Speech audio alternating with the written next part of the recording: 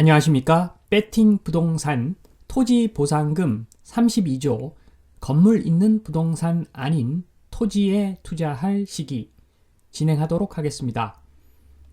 자, 기사부터 보면 토지 보상금이 올해에 그 32조가 풀려서 수도권 토지 시장이 들썩인다. 자, 이런 기사 내용인데 요새 수도권 동부에선 하남 사람들이 부동산 큰손으로 불린다. 예전에 그 싸게 땅을 사서 땅값이 올라서 보상을 많이 받아서 비싼 고가의 부동산을 마구마구 사들이고 있다. 뭐 이런 논조로 이해가 됩니다. 자, 이 부분 제가 간단하게 요약을 해 보겠습니다.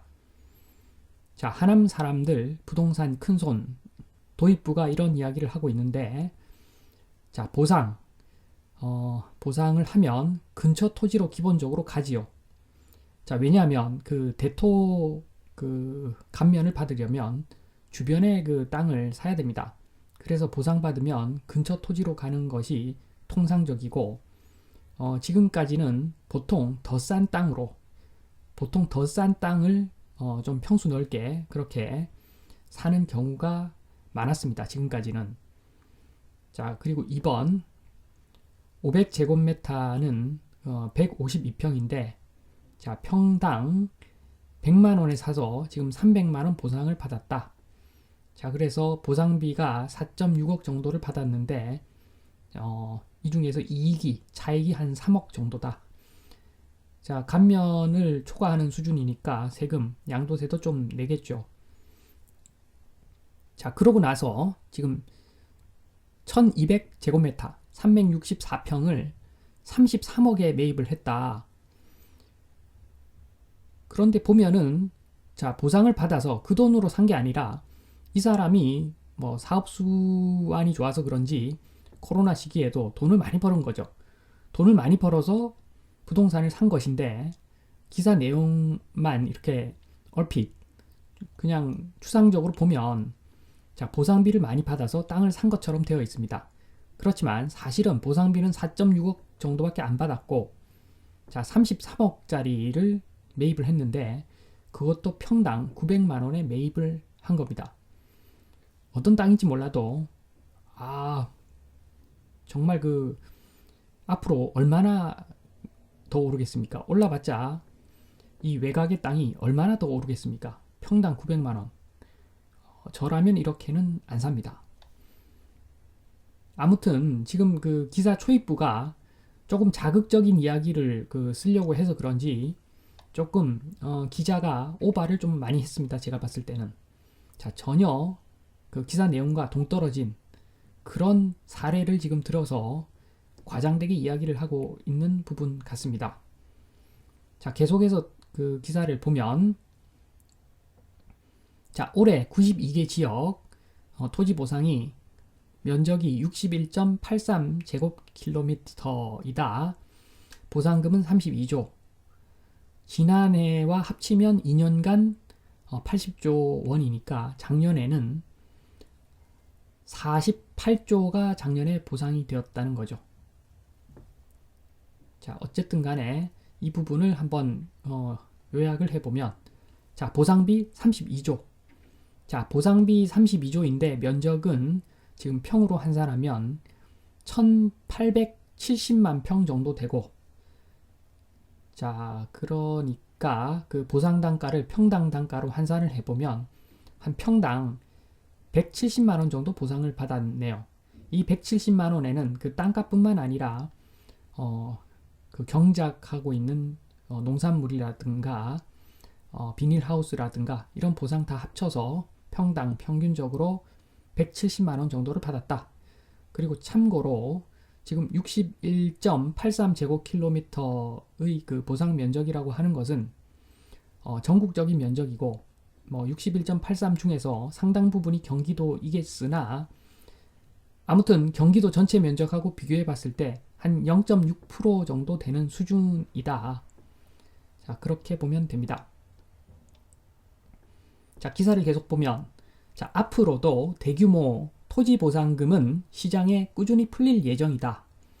2024년 보상이 진행될 예정인 경기 광명, 시흥 신도시에서는 보상금이 한 10조 원을 넘길 것으로 추산된다. 자, 이까지 보겠습니다. 자, 쭉 기사 내용을 보면은 향후에도 꾸준히 보상이 집행된다는 겁니다. 자, 그래서 기사 내용을 봤을 때는 토지, 특히나 그 농지가 꾸준히 감소하면서 그 감소한 만큼 도시 지역이 늘어나는 것이죠. 농지가 감소하고 도시 지역이 늘어나는데 그 도시에 만드는 건축물은 주로 아파트다. 자, 농지는 줄고 아파트는 계속 늘고. 자, 요 그림 한 장만 딱 보시면 기사 내용 그대로 요약한 것인데 답이 나옵니다. 자, 만약에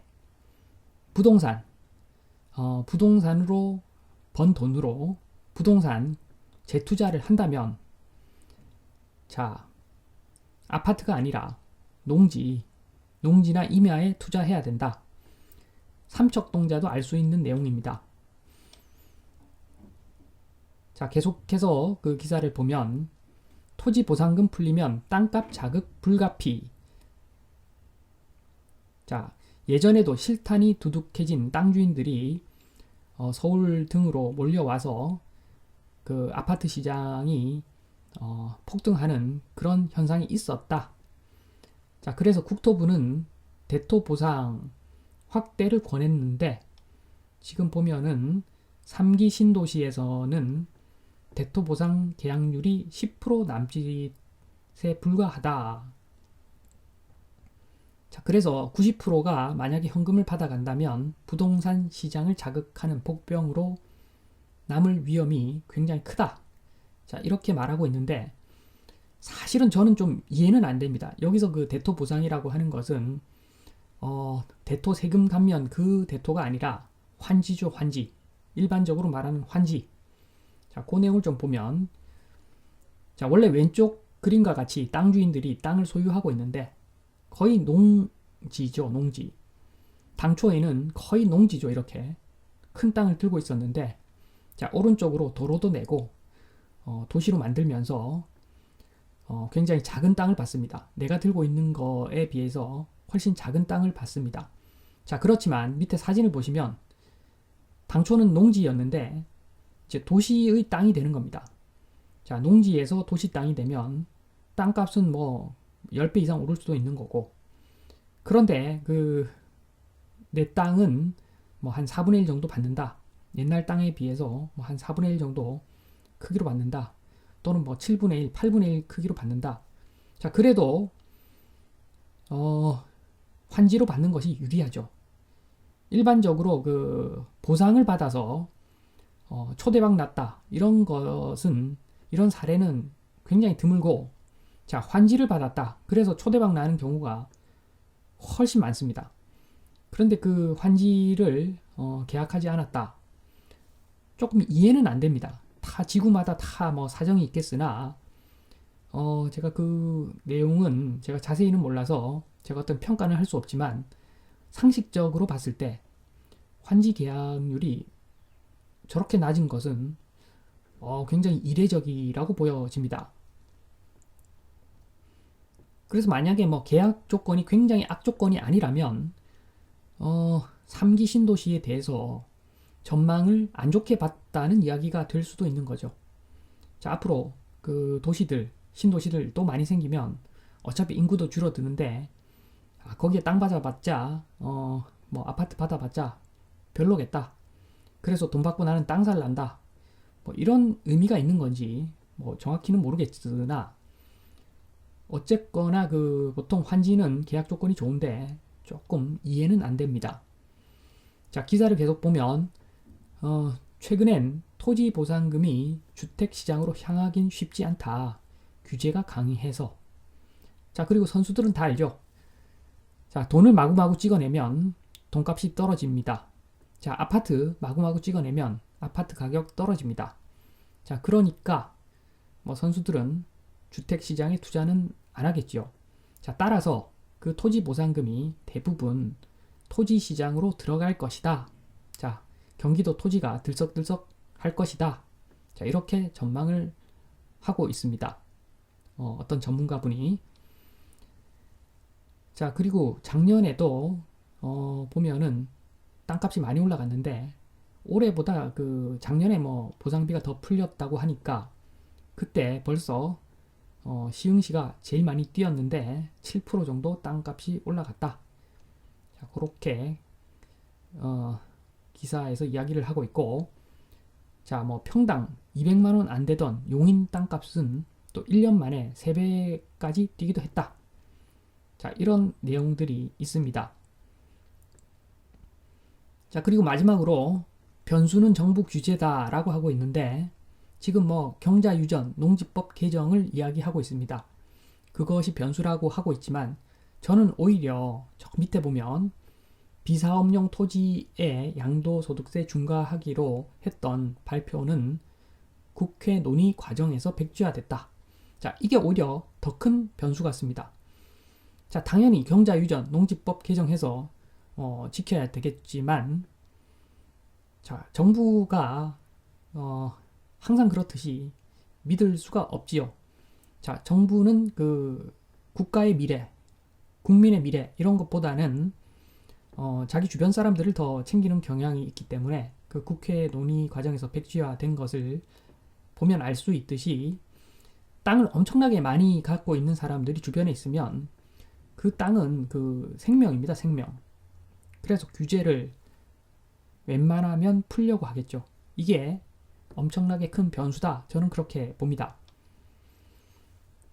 자, 마무리하겠습니다. 마무리. 자, 첫 번째로 자, 투자 다각화가 필요한 시기이다. 자, 완화, 부동산에 대해서 완화를 부르짖는 윤석열 후보조차도 부동산과 다른 자산의 불균형이 너무 크다. 키를 좀 맞춰야 된다. 이렇게 이야기를 하고 있고, 주식 양도세, 전면 철폐, 뭐, 그런 말까지 하고 있죠. 자, 2번, 수출 경쟁력이 살아있는 국가인데, 대한민국은. 그럼에도 주가는 지금 현재 2017년 수준으로 이미 돌아와 있습니다.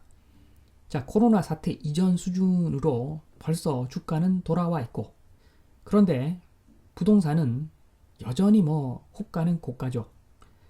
자, 부동산 대비 엄청난 저평가된 그 부동산 아닌 다른 자산 시장들이 많이 있습니다. 제가 보기에는 지금 투자할 때가 진짜 널려 있는데 돈이 없어서 투자를 못 합니다. 부동산이 묶여 있고 해서 그래서 3번 개인 자산의 대부분이 지금 부동산에 몰려 있기 때문에 이게 정상화가 당연히 되어야 되는데 정상화가 되면 조정이 불가피하겠죠. 자, 돈이 엄청나게 몰려 있는 어떤 자산 시장이 있는데 이게 다른 그 나라와의 그 균형, 그리고 국가가 그 정상적으로 발전을 하기 위해서는 자산 시장이 좀 골고루 발전을 해야 되는데 그렇게 되면은 부동산 시장에서 돈이 많이 빠져나가겠죠. 다른 분야로. 자, 저는 그렇게 보고 있기 때문에 지금 제가 배팅 부동산, 배팅 부동산에서 사람들 부동산으로 막 미쳐서 난리 나면 제 채널 보는 사람도 많고 좋겠으나, 저 개인적으로는 좋겠으나 객관적으로 보면 지금 현재는 그 투자 다각화가 필요한 시기인 것은 분명하다. 저는 그렇게 봅니다. 아쉽지만 그렇게 보고 있고. 자, 두 번째, 보상금 32조의 영향. 자, 단기적으로는 부동산 수요죠. 돈이 있는데 부동산으로 재미를 본 사람들이 주로 부동산으로 다시 투자를 하죠.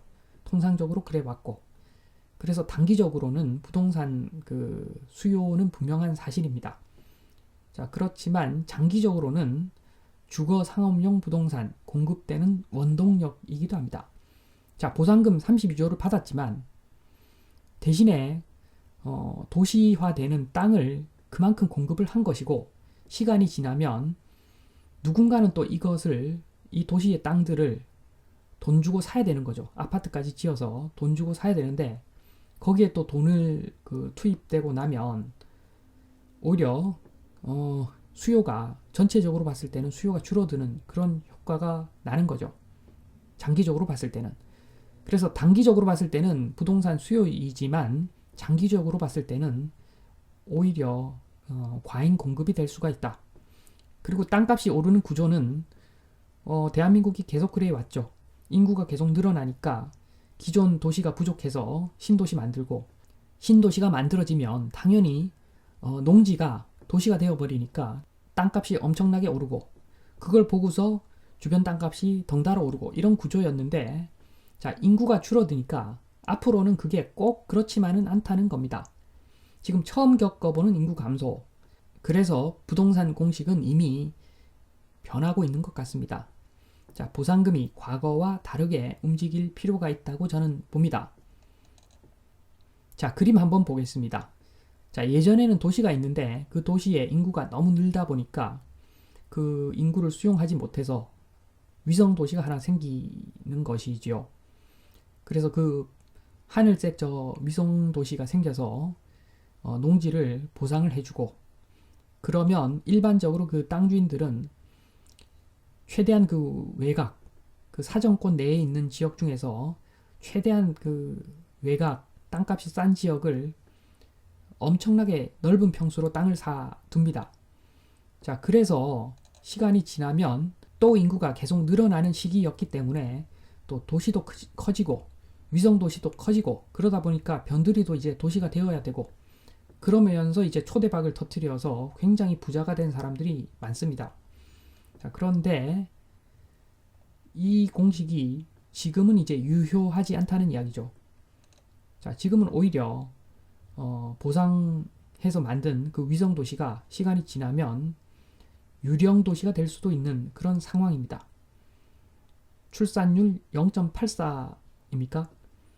자, 인구가 급격하게 줄어드는 지금 과정에 있습니다. 자, 그렇다면 3번 어디에 투자를 하나? 자, 역시 부동산이지, 이거는 이제 물음표입니다. 지금 시대가 바뀌어서 이제는 그 역시 부동산이지 맹목적으로 이렇게 가면은 안 될 것 같습니다. 자, 그렇지만 만약에 그래도 부동산이다, 나는 그래도 부동산에 투자한다 라고 한다면, 자, 저렴한 농지, 임야에 투자하는 것이 괜찮을 것 같다. 자, 자산을 불린다는 개념보다는 이 방어의 의미가 큽니다. 자, 인구가 줄어들면 부동산 공식이 다 바뀌는데, 자, 그러면은 자산을 지키는 부분에 좀 치중을 해야 되는 것이고, 그렇다면 저렴한 농지와 임야가 좀 좋을 것 같다. 저는 그렇게 생각합니다. 자, 그리고 자, 아파트는 무조건 피해라. 자, 실거주 아니면 무조건 피해라. 자, 윤석열 그 후보 그 처가 쪽을 보면 뭐 사실은 그 부동산 준재벌이죠. 그런데 그 사람들 소유한 것을 보면 땅을 엄청나게 소유하고 있습니다. 땅을 엄청나게 소유하고 있고, 그 땅을 개발해서 엄청난 이익을 보고서 계속해서 그 부를 창출해 가는 거죠. 자, 물론 그 사람들도 아파트 들고 있지만, 자, 그것은 실거주입니다. 실거주. 팔 리도 없고 팔고 싶은 생각도 없을 것이고, 그 돈이 충분히 많기 때문에 그것은 그 실거주의 의미가 있는 거지 투자는 아닙니다. 자, 그런 측면에서 봤을 때 화천대유 형들도 그렇고, 자, 땅을 그 선수들은 땅을 투자하고 있는 것이지요. 자, 그림 마지막으로 보겠습니다. 자, 앞으로는 이런 식으로 해야 됩니다. 이런 식으로.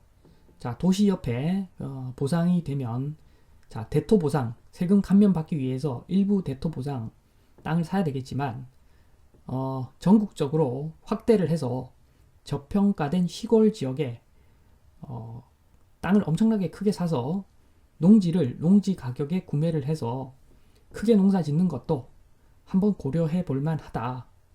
자, 시기가 다릅니다. 자, 부동산 공식이 달라졌습니다. 자, 이제는 내 자산을 지키고 그리고 부동산으로 방어하는 데 좀 치중을 해야 될 시기일 수 있다. 자, 이런 말씀을 드리면서 이만 마치겠습니다. 감사합니다.